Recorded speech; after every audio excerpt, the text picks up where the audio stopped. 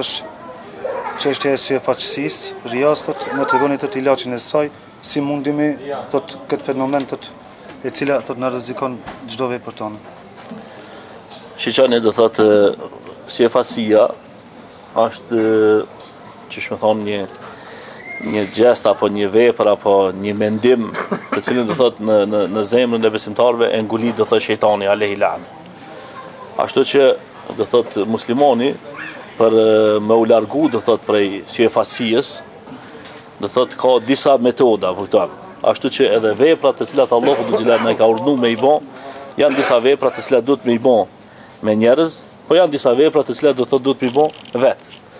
E veprat të cilat do thotë duhet me i bë me njerëz ka mundësi me pas syfaqësi. Ha? Disa veprat të cilat do thotë duhet me i bë vetë, nuk ka mundësi me pas syfaqësi. Para të arsyes se ti je vet aty edhe është veç Allahu ai i cili të mbikëqyr. E për këtë çështje do thotë kur bëhet një kombinim i tillë, sikur çka na ka mësuar do thotë sheriati Allahu dhul xhelal, atëherë do thotë edhe ato vepra të cilat do thotë bëhen prezencën e njerëzve, duke i pas parasysh ato vepra tjera të cilat nuk janë bën prezencë të njerëzve, do thotë hupet ai efekti i syfaqësisë. Por tjetra çka muslimani do thotë gjithmonë do thotë duhet me pastru niyetin. Edhe me këshill me i rujtën veprat, se shejtani alayhi lane do thotë nuk ndalon përderisa nuk ta hub ti sevapin. Ashtu që ti do thotë mas për herë ja ke thi komën shejtanit edhe ke marr abdes. E masina i mundohet ti apo këton me thonë mos shkop në xhami se më mirë është më fal të shtëpia se çe do të shkon në xhami të shef diku që ti për hatër dani kujt namazin e falësh edin, e të mundohet me bën do thotë lajka. Por çka ti duhet më thonë ti shejtan, unë ku mor abdes se namazin në xhami është më i vlefshëm se namazi të shtëpia për 27 gradë. Ashtu që do thotë e praktikon çka sunetin e pejgamberit sallallahu alaihi wasallam. Po pastaj do thotë kur shkosh në xhami, do thotë mundohu do thotë më kon i përqendruar te Allahu dhul xhelal. E jo më kon i përqendruar do thotë te njerëzit. Ashtu që çdo vepër do të shpërblehet sipas niyetit, të cilën do thotë njeriu e ka, se pejgamberi sallallahu alaihi wasallam në hadithin e tij të njohur të cilën e ban rivayet Ibn Umar radhiyallahu anhu çka ka thonë innamal a'malu binniyat, se cila vepër vlerësohet sipas niyetit do thotë të cilën e kemi. E çat niyet do thotë të cilën gjendet në zemrat tona, do thotë duhet me rujt. Do të me rujtën që mos me prishën e mos me hupën do thotë sevapin. Por çka këtij niyeti do thotë duhet me ja bashkangjitë edhe veprat të cilat do thotë janë të mshefta. Sikur do thotë çka është vepra e besimit, do thotë besimi është punë e msheft. Nuk mundesh mi kallzu ti kurkujna që a beson apo nuk beson. Apo sikur çka është për shembull puna e agjirimit, nuk mundesh ti kurkujna mi kallzu që agjinon apo nuk agjinon.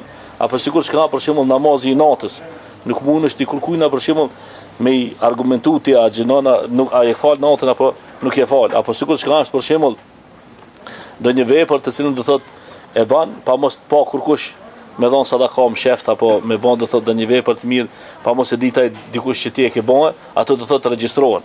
E kur të kombinohen këto vepra, të cilat do thotë nuk mundet me u përzi shejtani, se janë vepra të mshefta, veç Allahu dhul xhelal do thotë i din, atëherë do thotë largohet kjo smundje e syfaqësisë apo largohet do thotë kjo çish më thon apo smundje të cilën e mbjell shejtani nëpër mendet tona apo nëpër kokat tona. Ajo më e madhja e gjithave këtyre çka është do thotë është puna e besimit. Edhe këtë punë e muslimanit do thotë janë duke u mbështetur që Allahu është ai mbikëqyrësi më i madh i cili na shef se Allahu dhul xhelal në Kur'an ka thonë punoni çka doni por ta dini se kthimi është Allahu dhul xhelal. Ashtu që na mujna me punu çka dojna, por duhet me ditë që kthimi është Allahu dhul xhelal, edhe duhet veprat me i bën për Allah, e ai i cili i bën veprat për Allah, shpërblimin do ta ketë te Allahu dhul xhelal. Ndërsa ai i cili i bën veprat duke e shoqënuar dani kan tjetër, kur dalin përpara Allahu dhul xhelal, Allahu do thotë ana aghna shurakai, unë thotë jam thotë më i pasuni, edhe çka më tepërmi i shpërblej ortakat e mi. Atëherë i thotë çat vepër të cilën e keni bën për mua dhe për dani ortak, le ta merr ai ortaki jot. E kur ta merr ai ortaki që e ke bën ti për dani kan, edhe për Allahun, atëherë mo përpara Allahut nuk i keni çfarë shpërblimi, atë dërkosh nuk mundet me shpërbly ditën kur dalin përpara madhnisë së Allahut dhul xhelal, ashtu që me të pas sevapë hiç.